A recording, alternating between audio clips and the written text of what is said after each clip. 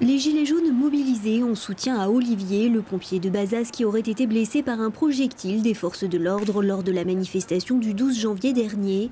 Depuis la fin de la semaine dernière, ils sont plusieurs dizaines de gilets jaunes à se relayer au rond-point du CHU de Bordeaux pour dénoncer notamment les violences policières.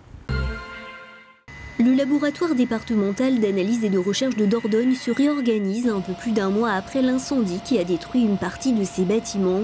Le matériel technique avait été détruit, mais l'aile administrative avait été, elle, épargnée.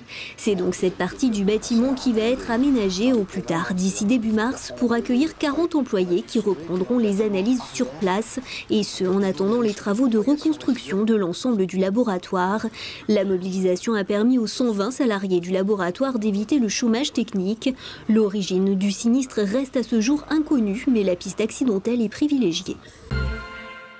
Des chutes de neige importantes sont attendues dès demain dans les Pyrénées. Il devrait tomber entre 1 mètre et 1,5 mètre de neige au-dessus de 1400 mètres d'altitude. En revanche, il ne devrait pas neiger en plaine dans les Pyrénées-Atlantiques. En revanche, dans la région, quelques flocons pourraient tomber dans la Creuse, en Haute-Vienne et en Corrèze, selon Météo France. Par ailleurs, sur le littoral, ce sont de gros coefficients de marée qui sont programmés dès demain. Une houle de plus de 4 mètres est prévue à Lacanau lors de la marée haute de demain soir. Cette scène vous rappelle peut-être quelque chose, et pour cause, Cyril Carini, le brigadier chef élu meilleur pâtissier par M6 en 2015, a depuis monté sa micro-société. Il donne des cours de pâtisserie régulièrement et il travaille notamment pour des marques partenaires avec lesquelles il fait des animations qui font salle comble à chaque fois.